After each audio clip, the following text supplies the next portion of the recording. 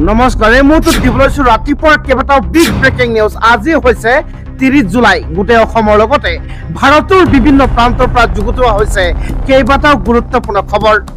এইবাৰ মুছলমানৰ গাত হাত দিলে পৰিস্থিতি বহুত ভয়ংকৰ হ'ব। হয়, 1971 পূৰ্বে অহা কোনো মুছলমানৰ গাত হাত দিলে সহ্য কৰা নহ'ব, গোটেই অসম জ্বলাই দিয়া হ'ব। কেতবোৰ বিস্ফোৰক মন্তব্য কৰা দেখা যায় আমছুৰ সভাপতি ৰেজাউল কৰিম চৰকাৰৰ। ইয়াৰ লগতে আছে আৰু কেইবাটাও গুৰুত্বপূৰ্ণ খবৰ। ভিডিঅ'টো শেষলৈকে চাব। এনেবোৰ বা বাতৰি পাই থাকিবলৈ আমাৰ এই চেনেলটো ছাবস্ক্ৰাইব কৰি ৰাখিব। বনাঞ্চলত যদি মুছলমান থাকিব নোৱাৰে, হিন্দুকো থাকিবলৈ নিদিওঁ, আমছুৰ শেষ সকিয়নি।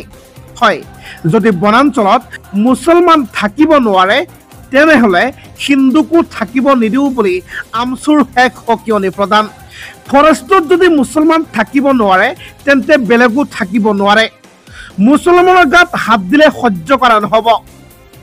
মুখ্যমন্ত্ৰী হিমন্ত বিশ্ব শৰ্মাৰ বুকুত সাহস নাই।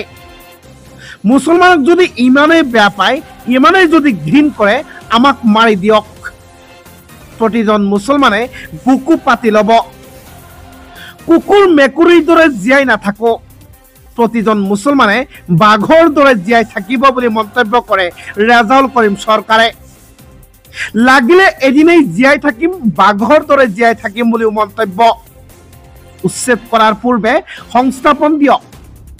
10 বছৰৰ পিছত অসমৰ ৰাইজে বুজিব হিমন্ত চৰকাৰৰ ষড়যন্ত্ৰ।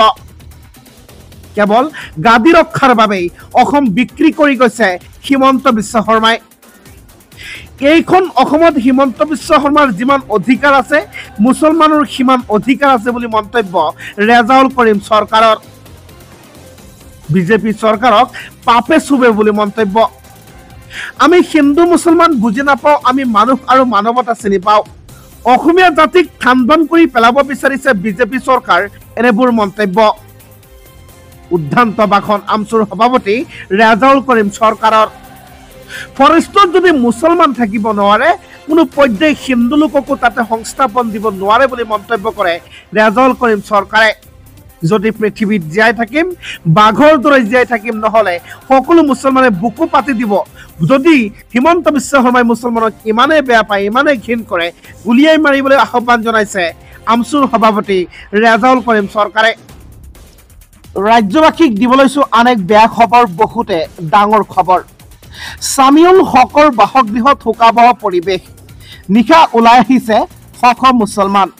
আজিৰ দিনটোতো গুৱাহাটী কঁপাবলৈ সাজু হৈছে শ মুছলমান। ছামিউল হকক ন্যায় দিয়ক। ছামিউল হকৰ লগত দুখীয়া বুলি তাৰ লগত অন্যায় নকৰিব। ন্যায় বিচাৰি শ মুছলমানে এতিয়া গুৱাহাটী কঁপাব। বিলাসী সেনাইও একগোট হ'ব দিছে ছামিউল হকৰ মৃত্যুৰ ন্যায়ৰ বাবে। জনাইছো সবিশেষ, ভিডিঅ'টি শেষলৈকে চাব। ছামিউল হকৰ বাসগৃহত শোকাবহুল পৰিৱেশ। ছামিউল হকৰ বাসগৃহত শোকাকুল পৰিৱেশ। নিশা ওলাই আহিছে শ মুছলমান। ছামিউল হকে ন্যায় পাবই লাগিব। নন্দিনী কাশ্যপ কোনো বলিউড নাইবা হলিউড ষ্টাৰ নহয়। কিয় এই পৰ্যন্ত আৰক্ষীয়ে গ্ৰেপ্তাৰ কৰিব পৰা নাই নন্দিনী কাশ্যপক? ইঞ্জিনিয়াৰ হোৱাৰ সপোন শেষ কৰি দিলে নন্দিনী কাশ্যপে। দুখীয়াৰ বাবে আইন সমান নহয় নেকি বুলি প্ৰশ্ন উত্থাপন কৰিছে। নিশা মোকালমোৱাৰ ছামিউলৰ বাসগৃহত লোকে লোকাৰণ্য পৰিৱেশ। হয়, নন্দিনী কাশ্যপে যোৱা কেইদিন ধৰি যি নাটক আৰম্ভ কৰিছিলে, অলপ দুখ পাইছে বুলি ইয়াক লৈ আপোনালোকৰ মন্তব্য নিশ্চয় ভিডিঅ'টো কমেণ্টত বিচাৰিছোঁ। লগতে নন্দিনী কাশ্যপৰ কি বিচাৰ হোৱা উচিত, ভিডিঅ'টো কমেণ্টত আপোনালোকৰ ৰায় নিশ্চয় দিব।